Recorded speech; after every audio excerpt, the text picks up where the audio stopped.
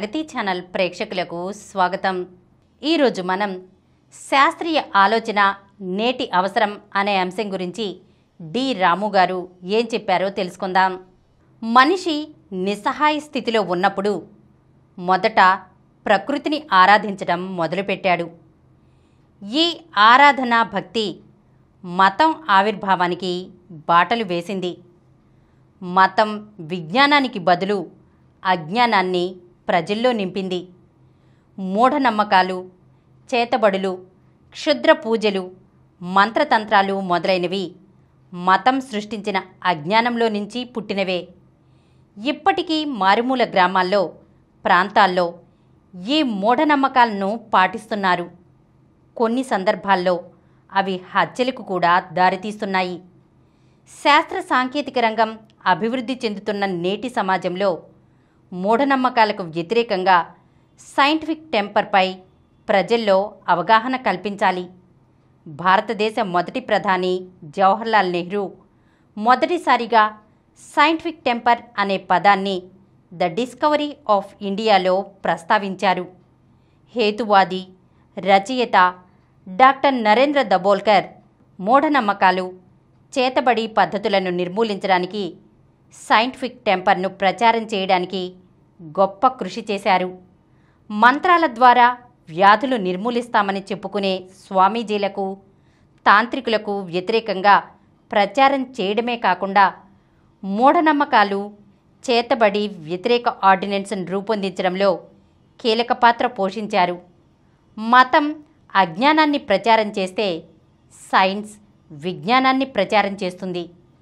ఈ రెండు ఒకదానికొకటి పూర్తిగా వ్యతిరేకం.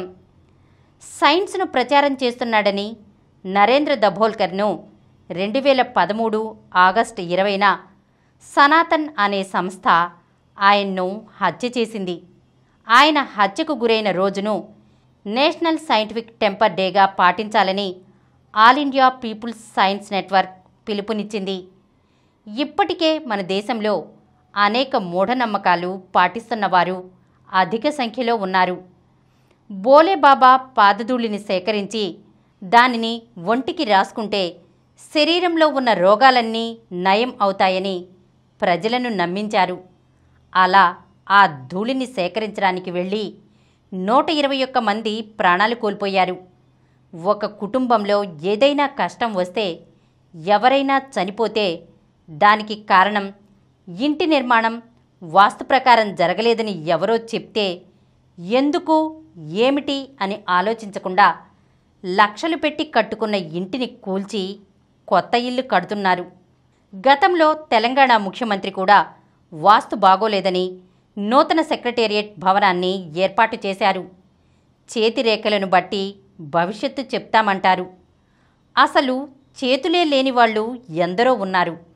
వారికి అసలు భవిష్యత్తు ఉండదా? నికోలాస్ జేమ్ విసిక్ లాంటి వాళ్ళు ఎందరో చేతులు లేనప్పటికీ గొప్ప గొప్ప విజయాలు సాధించారు.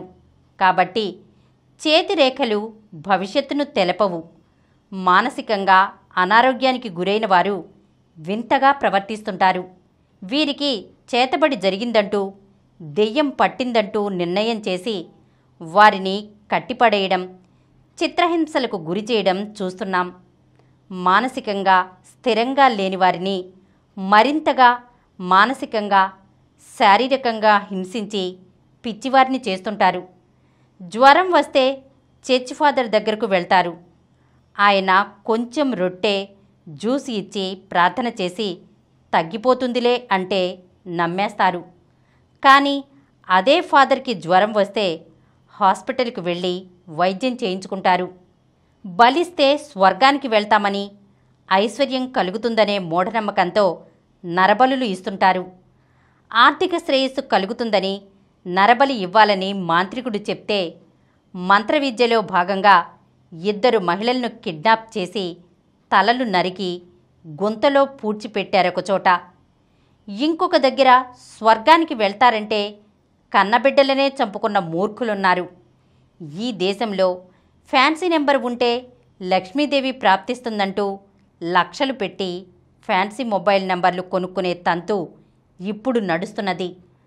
మొబైల్ నెంబర్లే కాదు, వాహనాలకు ఫ్యాన్సీ నెంబర్ కోసం వేలకు వేలు ఖర్చు పెడుతున్నారు. ఇలా ఒకటి కాదు, చెప్పుకుంటూ పోతే కోకొల్లలు. భారత రాజ్యాంగంలోని ఆర్టికల్ 51A సబ్సెక్షన్ 11 ప్రకారం ప్రతి పౌరుడు శాస్త్రీయ దృక్పథాన్ని పెంపొందించుకోవాలి. కానీ అది ఆచరణలో అమలు కావడం లేదు. సాధారణ ప్రజలే కాదు, శాస్త్రవేత్తలు, ప్రభుత్వం కూడా ఈ భావనలను విస్మరిస్తున్నది. శాస్త్ర సాంకేతికతను ఉపయోగించి శాస్త్రవేత్తలు రాకెట్లను తయారు చేస్తున్నారు. కానీ ముందుగా దేవాలయంలో పూజలు చేసిన అనంతరం దీన్ని ప్రయోగిస్తున్నారు. ప్రయోగం సక్సెస్ అయితే వీరి ఖాతాలో వేసుకుంటున్నారు, ఫెయిల్ అయితే దేవుడి ఖాతాలో వేసేస్తున్నారు.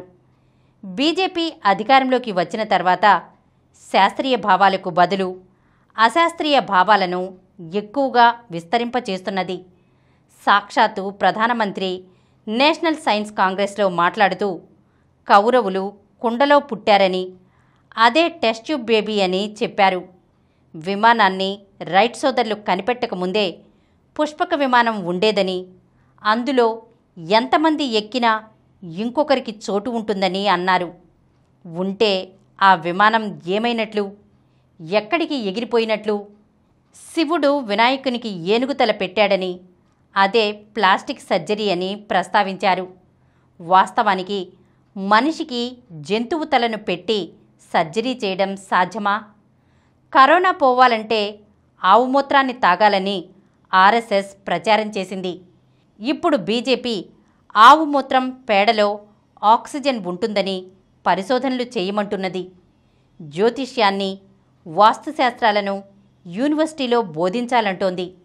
ఇది మూఢనమ్మకాలను నిర్మూలించడం కాకుండా మరింతగా వాటి వైపు ప్రేరేపించేలా చేస్తున్నది. ప్రపంచం మొత్తం సైన్స్ను నమ్ముకుని పరిశోధన చేస్తుంటే భారతదేశం మాత్రం వేదాలు, ఆవు పేడ, జ్యోతిష్యం, వాస్తు వంటి మూఢనమ్మకాలపై పరిశోధనలు చేసి ఏం సాధించాలనుకుంటున్నది? బీజేపీ నేరుగా అశాస్త్రీయ భావాలను ప్రజల మెదళ్లులో ఎందుకు నింపాలనుకుంటున్నది అనే విషయానికి వస్తే, సైన్స్ ప్రజలను విజ్ఞానవంతులను చేస్తుంది. మత విశ్వాసాలకు, మూఢనమ్మకాలకు వ్యతిరేకంగా మరో కోపర్నికస్ కానీ, బ్రూనో కానీ తయారవుతారు. అటువంటి వారు మతం నుండి పుట్టిన విశ్వాసాలను ప్రశ్నిస్తారు. భావజాల ప్రచారంలో మతోన్మాదం, మతభావాలు సైన్స్కి పూర్తి వ్యతిరేకంగా ఉంటాయి. కావున ఈ రెండింటి మధ్య నిరంతరం ఘర్షణ జరుగుతూ ఉంటుంది. నేడు శాస్త్రీయ దృక్పథాన్ని ప్రజల్లో విస్తరింపచేసేందుకు గాను విద్యార్థులు, యువత, మేధావులు, జనవిజ్ఞాన వేదిక వంటి సంస్థలతో కలిసి పనిచేయాల్సిన అవసరం ఎంతైనా ఉంది. ఈరోజు మనం శాస్త్రీయ ఆలోచన నేటి అవసరం అనే అంశం గురించి తెలుసుకున్నాం కదా. మరొక అంశంతో మళ్ళీ కలుద్దాం. ఈ కార్యక్రమం మీకు ఎంతో నచ్చింది కదా. ఇటువంటి మరిన్ని వీడియోల కోసం అనతి కాలంలోనే 20 కోట్ల వ్యూస్ సాధించిన సమరం ఛానల్ సమర్పించు సమరం ప్రగతి ఛానల్కు సబ్స్క్రైబ్ చేయండి, లైక్ చేయండి, మీ ఫ్రెండ్స్కి షేర్ చేయండి. అలాగే ప్రక్కనున్న గంట సింబల్ని ప్రెస్ చేయడం మర్చిపోకండి. Please download Samaram Channels app from Google Play Store and watch your favorite channels. Click the bell icon and subscribe to the channels.